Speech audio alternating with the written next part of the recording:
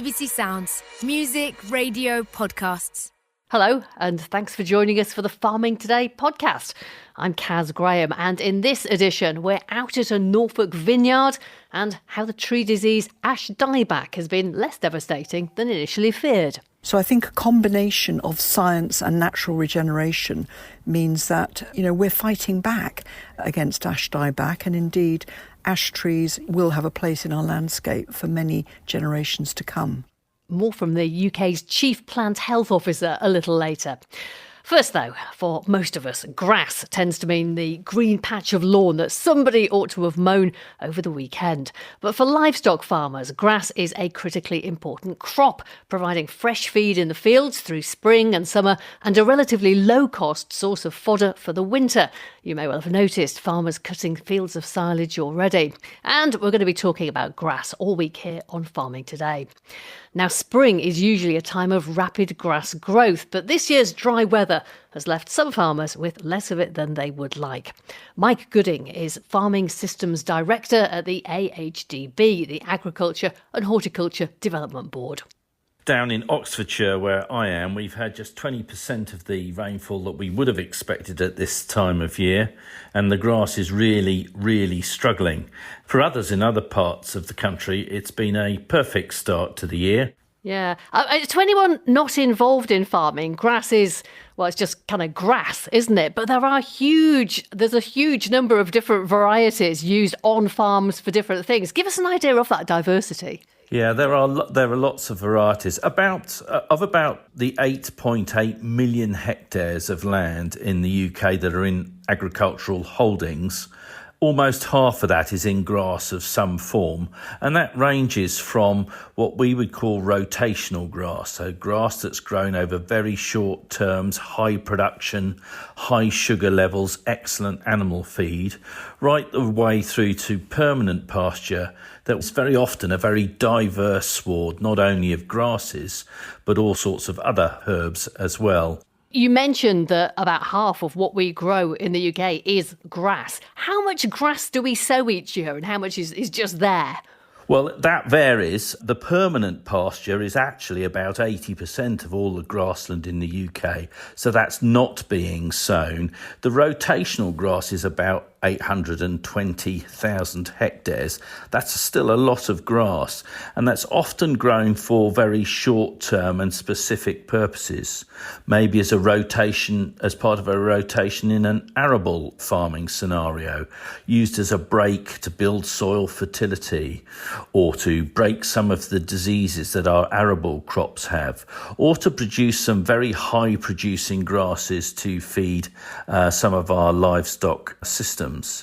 Increasingly, we're seeing people think about, rather than growing single species of grasses, combining things like legumes, for example. So it isn't just about grass, it's about growing forages and delivering high protein and high sugars as well.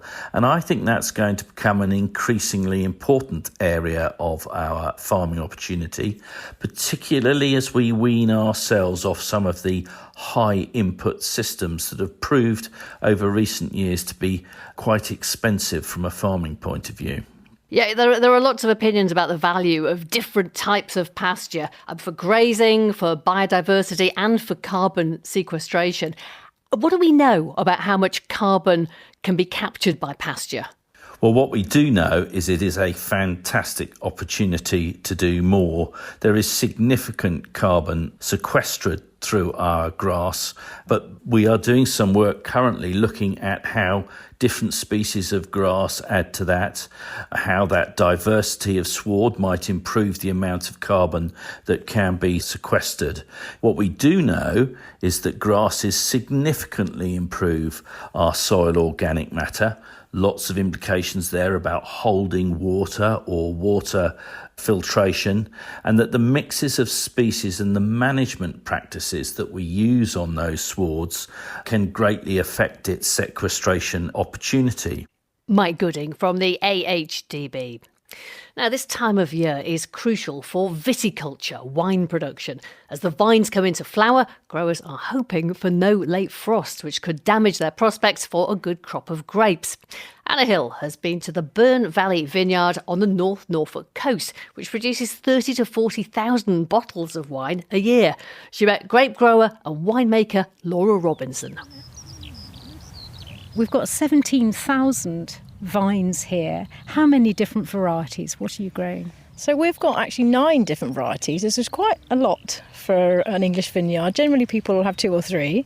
We've got Solaris, Rondo, Regent, Savel, a bit of Bacchus, some Schönberger, and then the Chardonnay and Pinot Noir, which people would recognise. Why did you decide to go with a vine here on the farm? Because you do other things as well, don't you?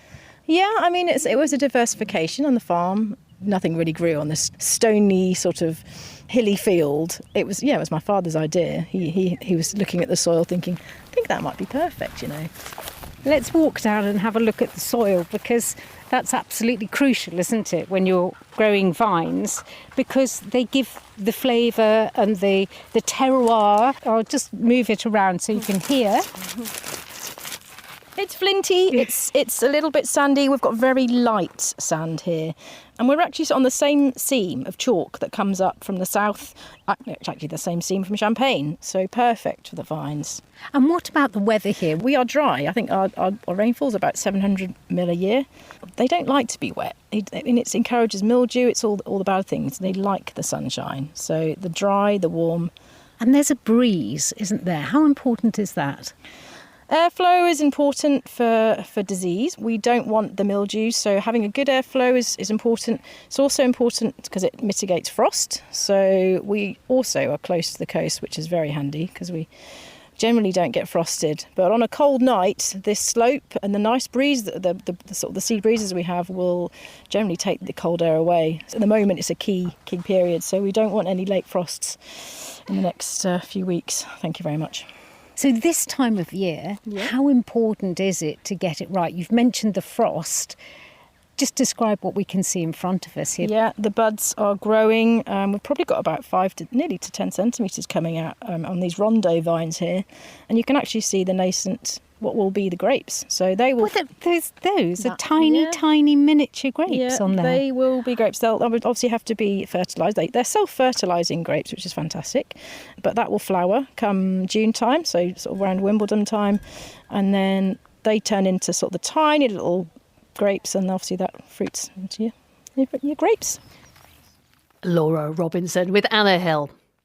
There is the National Archive, Film and Music Archives, and even the BBC Archive.